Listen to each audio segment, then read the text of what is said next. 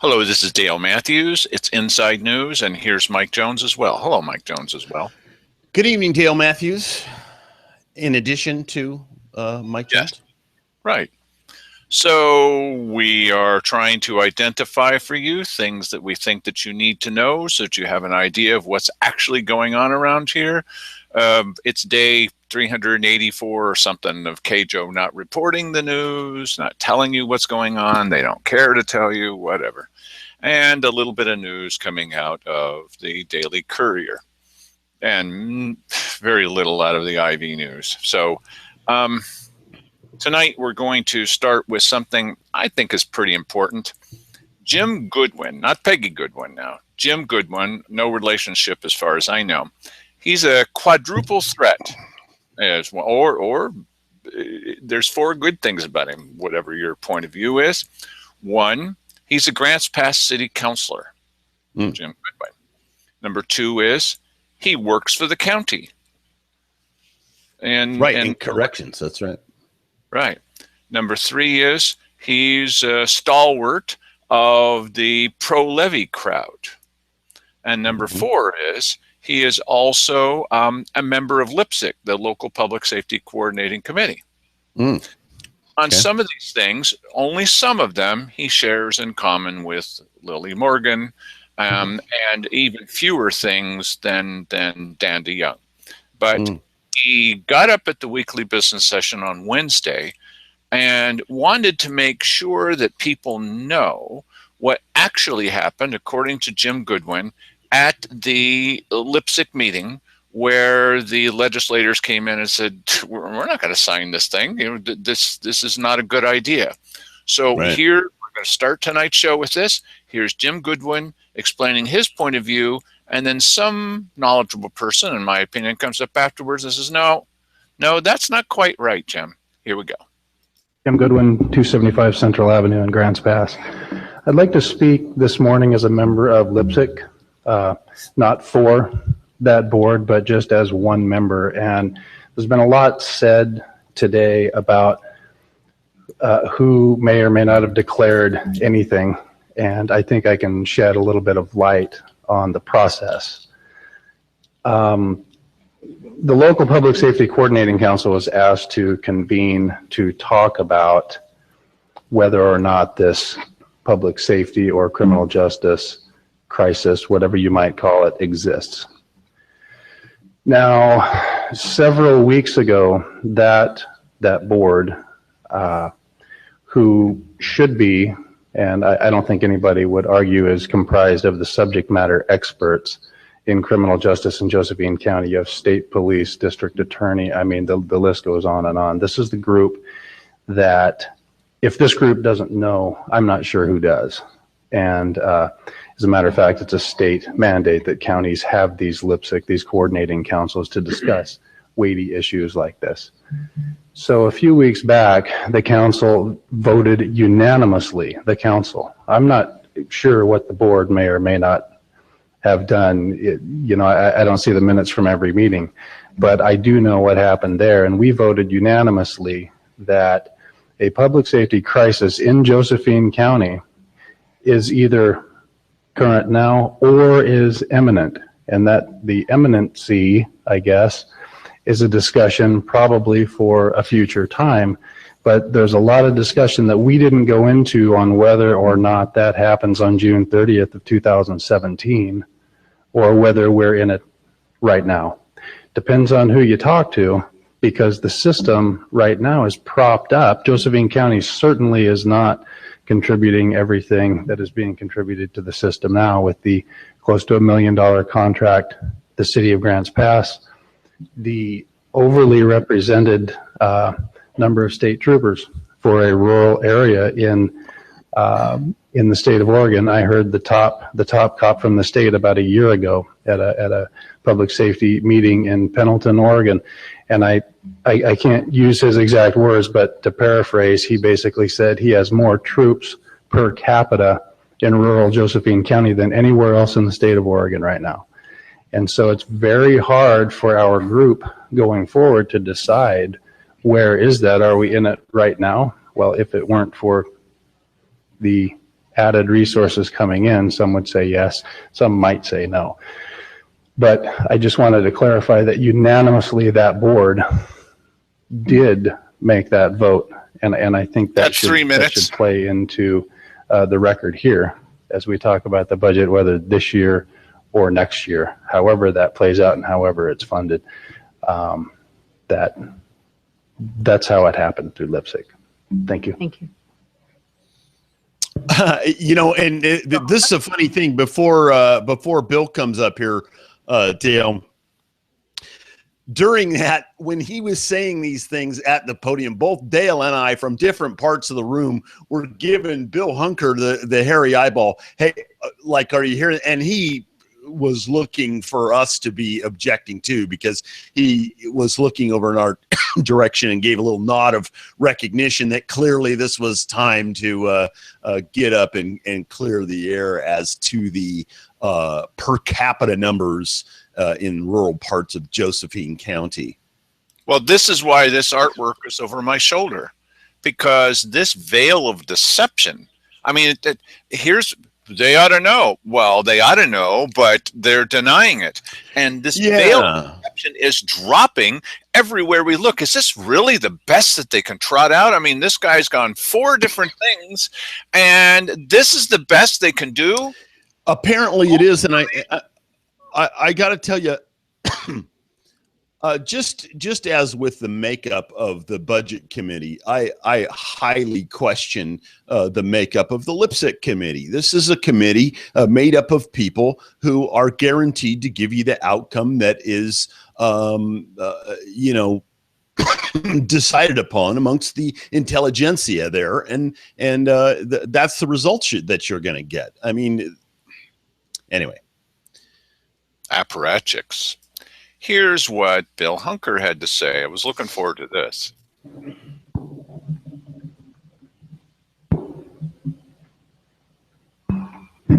Bill Hunker, Merlin, Oregon. I take a particular interest in the stats, as you guys know. Some of you don't like it, some of you do. Jim just said regarding OSP, we had 12 OSP in 12, 13. Then we went to 14 OSP, and then we went to 18. We just got 2 more that were assigned to us. In 16, we are 7 up in officers from the bottom. And to say that we're taking things, if you go back to 2002, we had 31 OSP in this county. We had 26 OSP for several years in this county. They were not getting funding from us. They were not dependent on our numbers. And then we got cut back, like everybody in the state got cut back. We're not even in the middle of per capita per thousand OSP funding. We should be moving up several more, 5, 6, 7 more people minimum, just to put us in the middle of all the counties in Oregon. No, wait a minute. Mike, Jim Goodwin, this experienced guy, he just told us the opposite. Now, why would he do?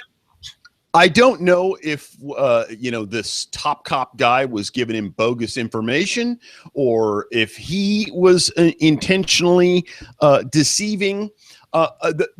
Here's the problem. Any of these, and apparatchik is a very good word that Dale just used for these people. Any of these people, I don't trust a word that they say, because they will literally do anything. They will lie. Listen, I remember, because I was watching debates, or there was a forum of sorts of the people of the 4 who were ultimately going to run off in November of 2012. And it was a little thing held over there at the Fruitdale Grange. And I'm pretty damn sure that both Cheryl Walker and Keith Heck said, oh, yeah, the levy, that's not the answer. I believe they said that, yes. Yeah. So, you know, so you cannot trust these people, because, as I pointed out last night, they have an operating procedure that essentially is by any means necessary. to get to whatever goal they want to get to. And listen, and also I mentioned last night that they actually feel they're superior to you, and they are doing this for your own good because you're too stupid to figure this out on your own. Well, if they don't hide their true intentions, they're never going to get elected, and so they must deceive you. Exactly. So what I'm calling on for all commissioner candidates is I want you to be honest. If you're a levy pusher, I want you to say it, okay? Because I don't want to find out 2 weeks after you're in office that you're a levy pusher. I don't want to find out that you're going to have an epiphany. I want to find out right now that you're lying. Okay. And we know that some of these people are lying. Some of them are. We already know because I've asked them personally that at least a couple of them say that they're on the fence. Now, what are we supposed to do with that? Well, my issue is that, it's a clear pattern that we see with these people, that deception. It's just like Simon Harris, the entire board yesterday. They said that they didn't like what Peggy Goodwin was saying because they don't want to rob from Peter to pay Paul. They don't care at all about that. Just to be clear, they don't because care Peter doesn't have the money. The money's never been given to Peter. Yeah, they don't care about that. What they care about is ultimately giving a permanent funding source, which they think is a good thing, by the way. But they have to come at it by deception because we're stupid in their minds. They have to lie to us because if they don't lie to us, they won't be able to achieve their objective. Which is this, permanent funding source, but it's a permanent funding source for government. They don't really care so much about the sheriff. Listen, we know how much they care about funding the sheriff. They have an opportunity to do it now, and they won't. That's how much they care about funding the sheriff. Here's a dead simple answer because Simon especially, it's very, very complex. No, here's dead simple. No, it isn't. So you guys send us an email. Oh, it's not so dead simple because of 18,000 reasons. Okay, whatever. One is we got $1 million that came in that we weren't expecting. It's not been put into any category yet. It's still sitting there. $1 million. Two, the sheriff agrees with the Three River School District that we can get 6 deputies, retired deputies, run through the sheriff, fully trained today, okay, that it gets 6 of them for less than $200,000. 6 of them for less than $200,000. You take the $1 million that's not yet in any kind of fund, and you put 6 extra deputies on the road. As Cheryl said, they could be used in emergencies. This is supposed to be an emergency. This is the simple part. You take those 6 and you put them on the road, not just for the schools, but for public safety for 5 years. Yeah, theoretically, although if you read the measure as we did the other night, it specifically says that they won't be used out in the county. Yeah, that's weird. So the county's saying that they will, and this ballot thing says Cheryl is saying it, Right. So, and the others are there. Are they mute? Can they speak? I question everything now that every one of these apparatchiks say. And Dave Daniel is another one of these people. He's just a tool. During the last levy thing, he was just a marionette. Somebody else was pulling the strings on, telling him how to go about orchestrating the whole situation for him. Well, when we talked with him, we tried to encourage him, not put him on strings, but we tried to encourage him to go in and ask for money, and he that was after very reluctant did so. Right, and that was listen, because he is one of these people. He is one of these people that they have the objective to get to this place, and it doesn't matter what it takes to get there. You do what you and so everything that they say, even back to we got to train them for a year and it's going to cost this much, and then they leave and all this kind of stuff. I think all of that has to be brought into question. You cannot trust anything any one of these people ever say. At this point, everything they say is suspect. So well, they have the money now.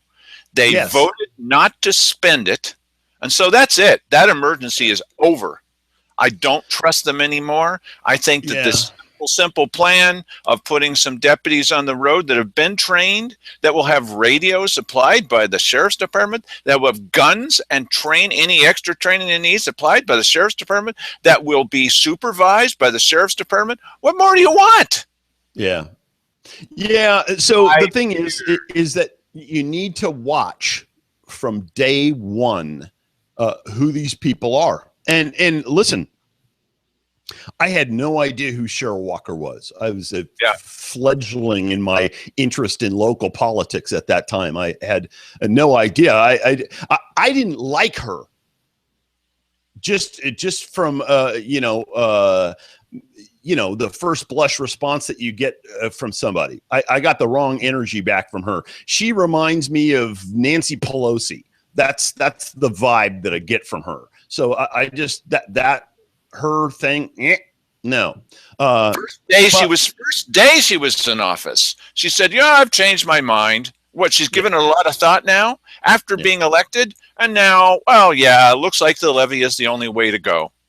Well, and listen, my first experience with these people and their deception was when again, I'm naive here in the 2012 campaign during the same time period here.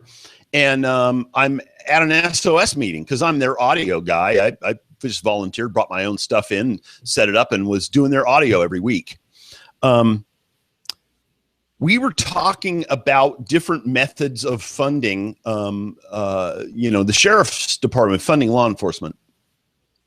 And we went through a bunch of different things at different departments. We had heads of different committees that were pursuing angles that were going to bring money in. And one of them was timber, and pursuing different types of timber sales, one of which would give us front-loaded payment. And we were discussing that one evening. And I could see Keith Heck looked really agitated, and he came up to talk about it, and he's like, "Hey, you got to keep this on the down low." I mean, he wasn't saying that. He was trying to speak to the members of his group in the room without talking to the members of the people who weren't his group, but essentially saying, "Shut up. We're not gonna, we don't want to offer any solution that offers an immediate alleviation to this problem." And I thought, that's a little weird, but I've seen it over and over and over and over and over. And yesterday it played out big time at the weekly business session when, Simon and crew there shot down Peggy Goodwin's idea of using this $1 million windfall to fund the law enforcement emergency situation in the county. And they shot it down. They had all kinds of reasons. Simon is extremely sharp when it comes to throwing out a whole bunch of blather. I'm trying to think of what's the best term for bureaucratic speak. It was just like throwing a bunch of subterfuge out there to cloud the minds of people and remove them from the clarity, which is this choice in this situation: fund public safety with this money that you have the option to do or not. These are not the droids you're looking for. Right, exactly. And then that's essentially what happened. And he is extremely skilled at that. That's why this guy, if it weren't for the other moral and ethical lapses that this guy has in his life, this guy, he'd be like the Damien You know? I mean, really, he's that scary of a guy. He is. So anyway, and sometimes I found myself in agreement with Simon on a couple of things here or there, but Me this too. thing here and the way they go about this is deception, and every single one of those people knows. And there are two classes of these deceivers. You have the people who are practicing this deception knowingly. And then you have the people that are just Kool-Aid drinkers of theirs. They go, yeah, you can't rob you can't rob public works. Yeah, that's wrong. Yeah, because they're just following the leader. That's all they're doing. But there are the core people inside government. Those aren't those people. Those are the deceivers. Those are the people that understand that it's a lie that they must go along with, and they must repeat the lie too, because they know that's the only way to get to the goal that they want to achieve. Now, how in the world did Jim Goodwin think that he would get away with this city council member? Here's a little bit more of Bill Hunker. So I just want to correct the record there that this whole idea that we're sucking money out of Salem with the OSP numbers that we have, that isn't even close. They owe us OSP numbers if you want to be in the middle of the pack, just straight in the middle, not at one end or the other. Sometimes some of them have per capita 3 times what we have in this county.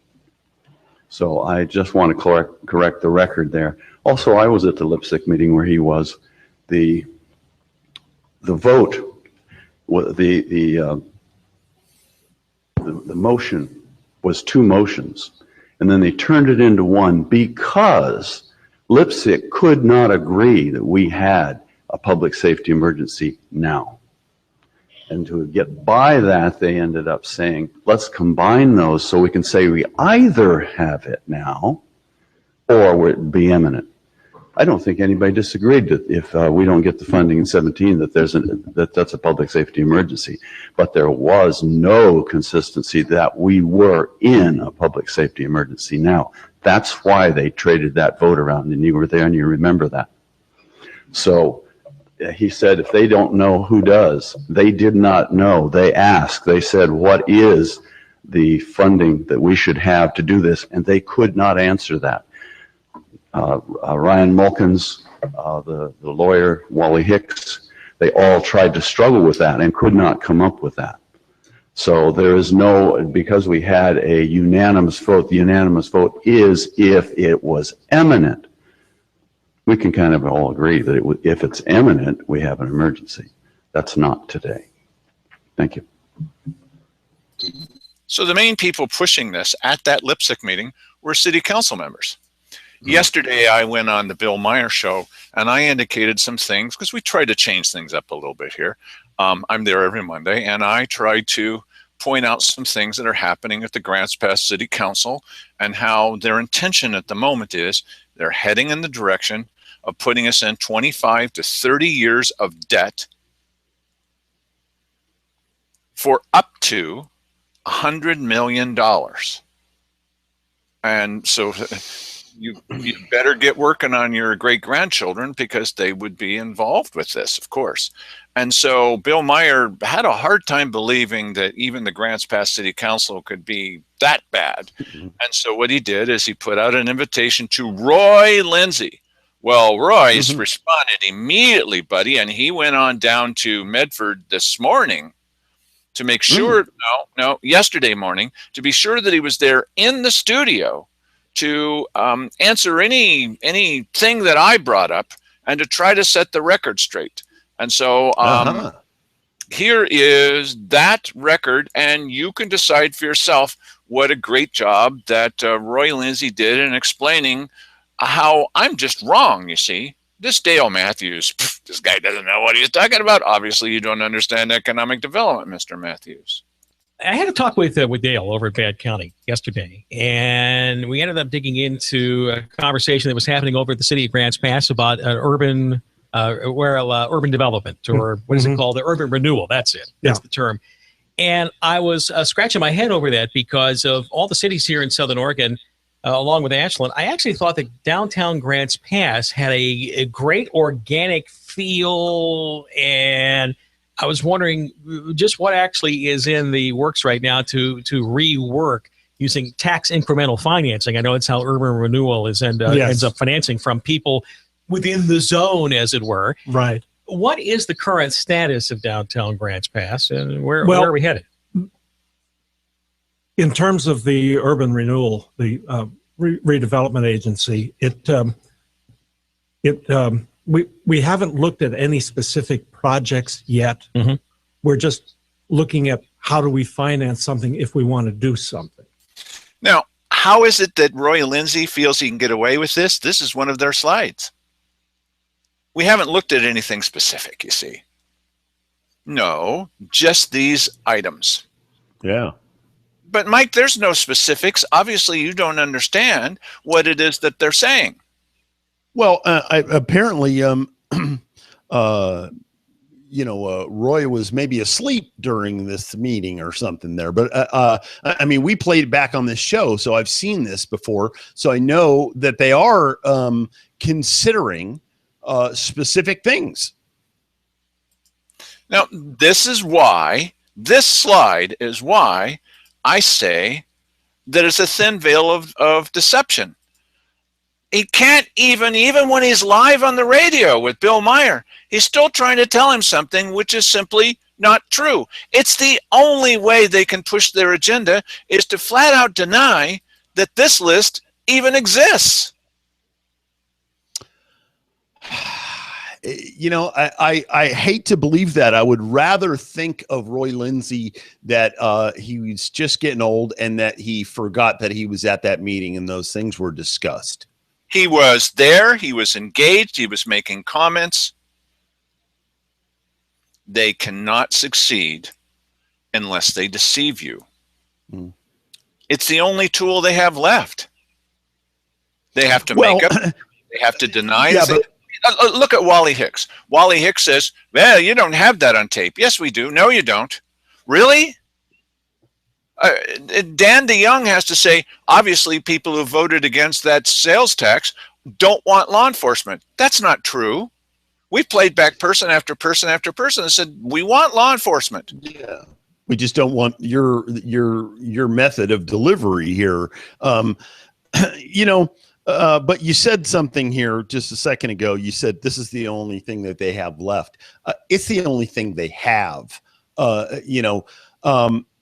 Now, occasionally they probably have something substantive to say about something that they don't really need to deceive people on. But deception is always in the back pocket of people who are trying to get this stuff. I mean, $100 million, that's no small potatoes. I bet you this town has never even attempted to, pull financing anywhere near that number.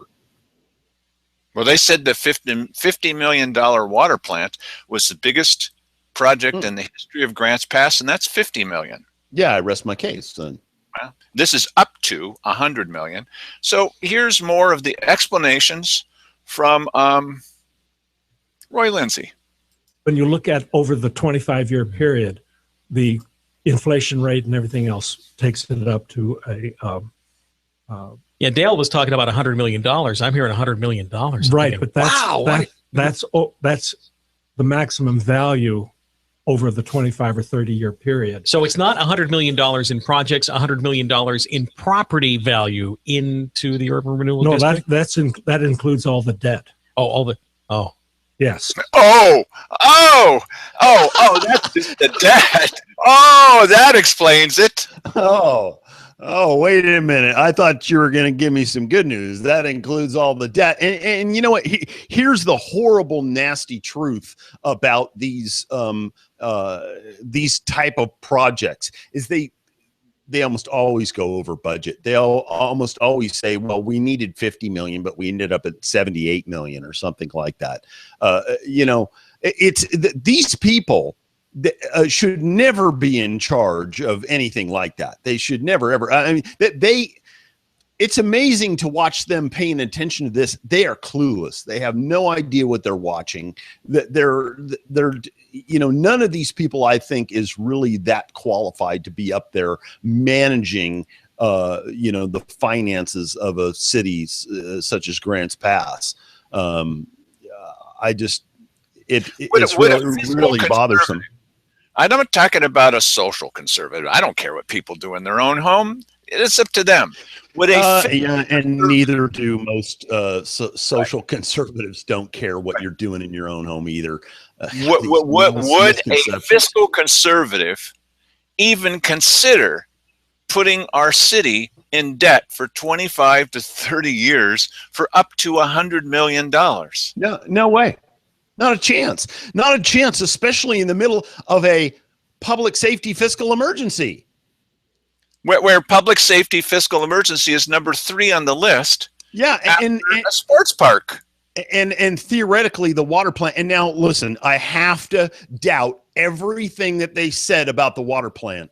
I have to doubt it. I cannot believe these people. They have to be lying about that. They're probably saying it requires 50 million. You know what? It probably requires that they update some of the stuff at the plant. I don't trust these people, and you shouldn't trust them either. If you're living in the city, question every single thing that the city council or the staff tells you about literally anything. Why is this guy's portrait on the wall of Republican Central Committee? What kind of Republican is this? This is, I'm telling you, I grew up as a conservative Republican. I don't recognize any of these people as being, there's a number of people that fit into the category and they all seem to be the whiner screamers at the meeting that we were at last year, where the Republican Party was trying to decide whether or not to support no on the levy. The people that fell on the floor, threw a hissy fit and kicked and screamed, they're 20%. They're the bad eggs. They're the rhinos inside the Republican Party. They really need to get rid of those people. And unfortunately, guys that have the rhino virus, one of them was Roy Lindsay. And they were tied, buddy. They did not like that vote. That's America. Well, I don't like America then. Yeah. Really? And true to form. Well, first of all, Harry Mackin got up there and gave this totally, completely bogus report about how, the numbers are up 850% in Cave Junction. It just is not true at all. They're using, a 4-day period and they say, well, it's up 850% over what it was last year when there was no crime during this. We had 8 crimes during 2 days or whatever. It's the stupidest thing in the world. But they tried to do that because these people will literally do anything. I mean, now that I'm recalling the situation, it's unless they do this. Yeah, it's been on display. I don't know why I didn't pay more attention to it. Literally, these people, they are slimy worms. You know what? Here's the problem. In their minds, though, they're completely, that they are the most upstanding, the most moral, the smartest, the most honest in their own minds. That's who they are. As Keith Eck pointed out, how can you possibly say that we've engaged in any kind of deception, that we're not moral? I mean, it boggles the imagination why you would even suggest such a thing. Yeah, but and I think they don't think of themselves as lying in this situation. It's just a little white lie that you have to tell to make this thing happen. It's all for the greater good. But they're working for the dark side here. They're not working for you as a citizen. They're working to ultimately subjugate you even more. I mean, we all carry the burden of a certain amount of regulation, taxation, all that kind of stuff. These people are working to increase that in your life. So, and what you want is less of that. I'm confident because, I kind of grew up out of town. We were always self-reliant. So I'm not scared of being left to my own devices. I'm not. I can take care of myself. I can build a house. I can, if I need to drill a well, I could do it.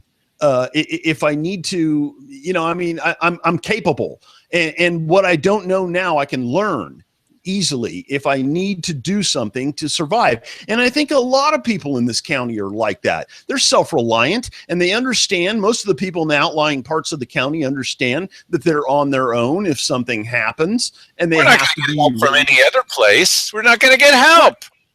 Right. So the thing is, to get back to this, there are a certain set of people who are trying to act in your own best interests and trying to help you. They're trying to help you. I'm from the government. I'm here to help. That's who they are. And you have to know this about these people. And let's try and cut them off at the pass here. Let's try and go forward in this county and not have that anymore. The thing is, let's take it out of the hot zone here. Okay, Ebola. And we're going to switch it over to, like, there are people who want blue and there are people who want green. Okay. Or whatever colors you choose. And the people who want blue are saying, well, here's the facts that we've been able to get together. Here, even some of these fly in the face of what we think is reality. Here's the numbers. Here's testimony. What do you have? And what they have, what the green guys have, is they've got, well, here's some antidotes, according to Simon here. The state says they're doing all the stuff when the state does not say they're doing all the stuff. The numbers are on our side when the numbers are not on your side. As they just said, yesterday's Weekly Businesses, this is just a small group of people. It's not a small group of people. It is the majority, whether they're stupid or not.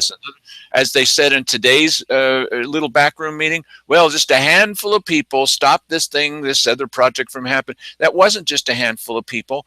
They keep, so if you don't know whether you want to advocate for blue or for green, look at the tactics that are being used by the two sides. Yeah. So here's a little bit more of Roy Lindsay trying to explain to Bill Meyer why this is really a really good deal. That might be incurred. So that's the maximum that you can have. So in current dollars, at 3% would be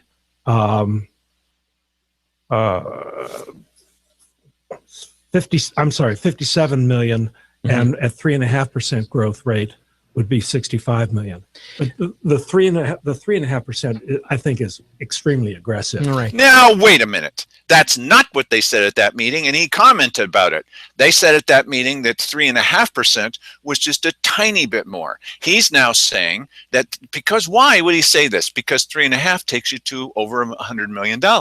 So he's saying, well, that's extremely aggressive. 3.5 is extremely aggressive. How about the fact that we haven't even topped 2% so far?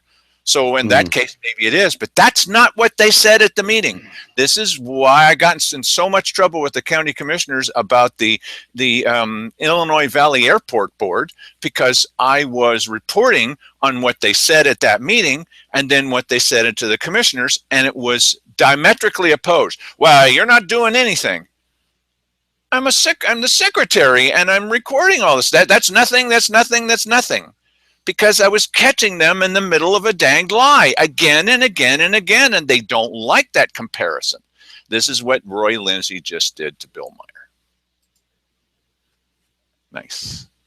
Isn't the problem, though, with urban renewal, Roy? I mean, yeah, we like to hear the idea that the industrial park ends up getting its lift and is able to pump the sewage uphill, and then we can get some businesses in there. Yeah. Isn't the problem, though, is that it ends up starving your local government for other revenue at that time, because it's being redirected. It's almost like a lock on financing. And I'm looking at we got PERS issues that every public employer, including the city of Grants Pass, is looking at. Medford is too.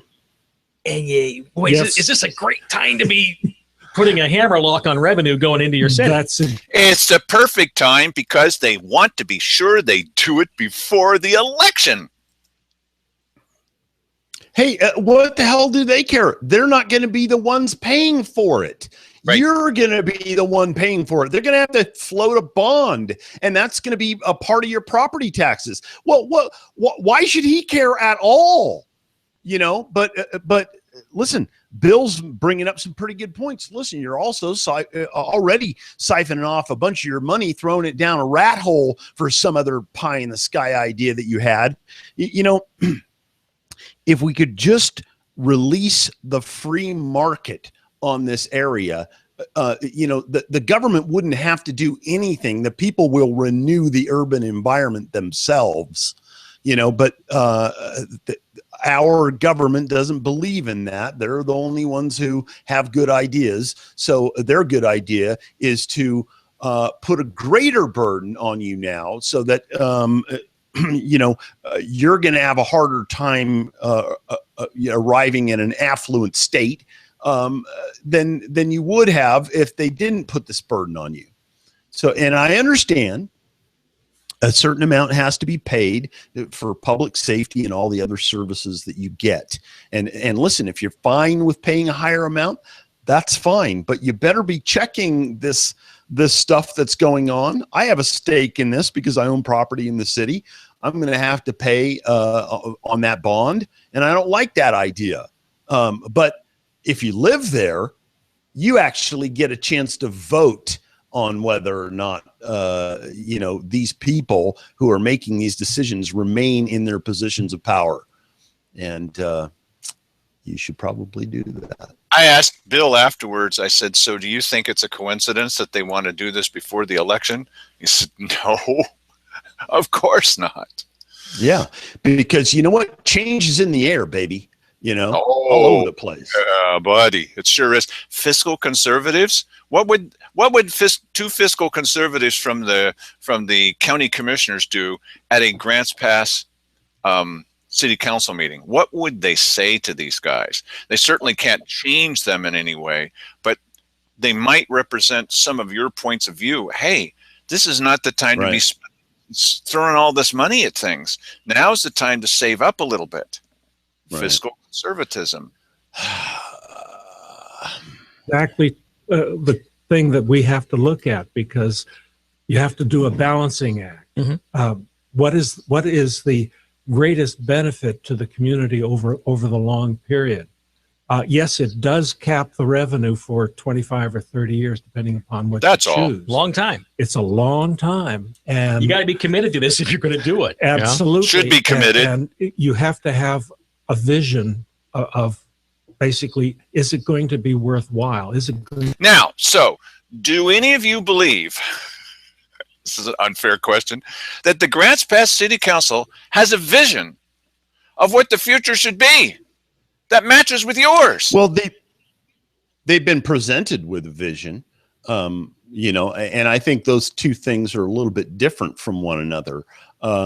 You know, I mean, this is Echo Northwest is presenting this to them, and they don't care either what takes place here. I mean, they're just offering them a bunch of options, and you know what? Who knows what piece of that action that they're going to get out of this whole deal. But let's just say that. Yeah, right, exactly. But let's just say that, you know, they're just being paid for their plan here. They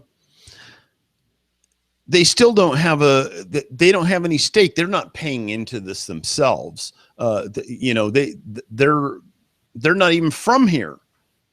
So, you know, I just think this is a bad time to be spending large amounts of money on anything, for crying out loud. You know, they're 5 to 30 years. Well, listen, if they feel that strongly about their juvenile justice hotel there, why don't they fund that with a bond? You know, I mean, that is, you know, probably a lot more legitimate use of the money than this urban renewal project is. I'm just, you know what? We don't have the money to be doing this kind of stuff right now, because you're going to go borrow a bunch of money for urban renewal, and then you also have to borrow, you know, up to 50. I've heard as high as $80 million for replacement of the water plant, which you really should examine deeply. But you know, I mean, these are a lot of obligations out there, and then we don't know what else is coming down the pipe. You know, could be plenty. And they're So, doing this at the height of their popularity or at the low point of their popularity. Yeah, and listen, you know what? You're Outside I'm of sorry. Sorry, my apologies. Go ahead, Mike. You know what you were saying? No worries. It was just that, listen, I'm a saver. I like to retain what I have. I like to make sure that I'm not spending money frivolously. This is how I have to live, because I know that, certain things, like if a tenant moves out and I'm not getting rent on a space, which is happening right now to me, I'm losing a couple grand a month, and so I have to be ready to absorb that hit all the time. And so I think borrow differently. for 30 years, Mike. Borrow $100 million. Right. Yes. Mike. And I'll just raise the rent of all my tenants. Thank you very much, Dale. That fixed my problem. No, I can't do that because ultimately, the guy who's paying the mortgage, that's me. Okay. So, and it's my money. So I do care about it. Whereas these people don't care at all about this stuff because it's not their money. They're just playing with numbers, and they're feeling like they're doing something really big here, and it's very, very important. And I'm a very important person because I'm sitting here, and we're making $100 million decisions. That's how important we are, and they're forgetting to take into account. You know what? We don't really need this. Now, you may well need to do something over at the water plant. Okay, that's a real situation. I don't know that it's replacement. But it's something. And so what I was trying to say is I'm just a saver kind of guy. I'm not this kind of guy. And there's probably people watching this program that think that this stuff is fantastic. And that's good. I guess both of us have to be here. But I think right now, especially when I'm flushed with money, I spend a lot more. I give a lot more to charity. I buy more luxurious things. All of these things happen when I'm flushed with money. Right now, I'm not flushed with money. I'm not feeling like that right now. And I think the county and the city both should be feeling the same way. You may continue, sir. Thank you. Here's what we're going to hear what Bill Meyer has to say about consultants. Redevelopment Agency District, which would then increase revenue to.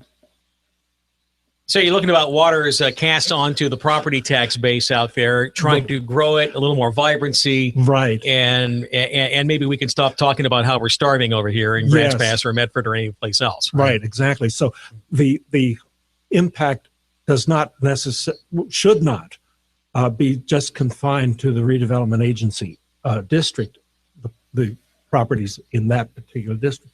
But you hope that the overflow and the impact would create value elsewhere in the city as well. Okay. Well, the industrial park, I can see value in getting some business in there because they hire people, this and that and the other. What kind of thought would you be putting into renewal of some downtown areas? Are there some sections that are you looking at Medford as an example of how they did urban renewal? We haven't really discussed that yet. We're still just looking at how are we going to finance this rather than spend some energies into. They don't want to talk about what they're going to do. So you have nothing in place right now. Nothing in place right now. How do you Let's just go get some money. Who you go to? Well, we have a consultant that has given us a feasibility study, which she did an excellent job, Elaine Howard Consulting. Mm-hmm. And she did an excellent job presenting to us last week. You know my definition of a consultant, though? Yes. Yeah, it's a guy that knows 100 ways to have sex with a woman, but doesn't have a girlfriend, but he'll tell you how to get one. We're looking at that kind of consultant relationship to tell the city of Medford whether or not we should do a convention center. How many consultants get hired to say, boy, what you guys want to do is a bad idea? Yes. Boy, he's nailing it there. It's a whole bunch of options, different views, different aspects to consider. and it was very thorough. I felt very much informed by her presentation. What was the overall take on that presentation, though? I think it was positive. I think that it opened my eyes personally about what is involved. I had heard of of renewal agencies and so forth, and knew basically how they worked, but the intricacies of something like that is far more complex than most people realize. It's too hard for you to understand, Mike. Yes, I think that's probably the problem. I'm just too simple-minded. I don't get all this stuff. I thought that was a fantastic analysis by Bill Meyer of a consultant. And listen, it's like I said, they don't care. Not their money. If the nerd can get you to pay him to tell you how to get a girlfriend, even though he doesn't have one and has no experience in that department, then why wouldn't he be in that business? And Echo Northwest, are these people experts at anything? Who knows? They may well be experts at coming up with these very intricate and feasible sounding plans that just have one thing in common. They all cost a lot of money. Oh, but I'm so impressed by the fact it's intricate. Let's have Simon Hare come in and explain the intricacies of everything else to us. There's some really basic. Exactly. Don't spend money you don't have. Don't borrow money to spend money that you don't have. Don't trust county commissioners are at their lowest point ever to rewrite the county charter. Don't trust city councilors who are at their very lowest level ever to come up with a 25 to 30 year process that could cost over $100 million. Wait till after the election. Oh no, we can't do that. We've got to do it now while we're still in office. Yeah. You know what? I would encourage people to read old legislation.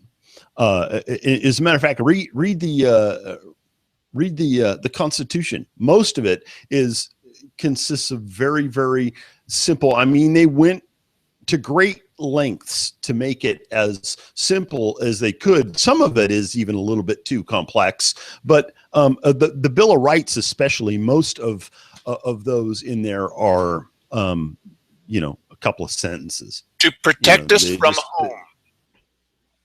Right. Well, to protect us from people who, from government who like to make things more complex. Now, I'll tell you something. You asked Simon, tell us what we really need to know about the ONC. That guy could go on for an hour and a half. You won't remember anything. And most of the information that he gave you probably doesn't have a whole lot to do with the reality of how you would solve the problem with the ONC, but he's got a lot of information and he can spin your head around and impress you greatly with his knowledge. But it's empty. There's nothing there. The guy has no solutions. The guy has, he's not good at getting constructive things done. And local government down there is full of these people. This is a schizophrenic horse that's running into a burning barn. We need to stop this. Yeah. Somebody's got to stop this. Tell your friends.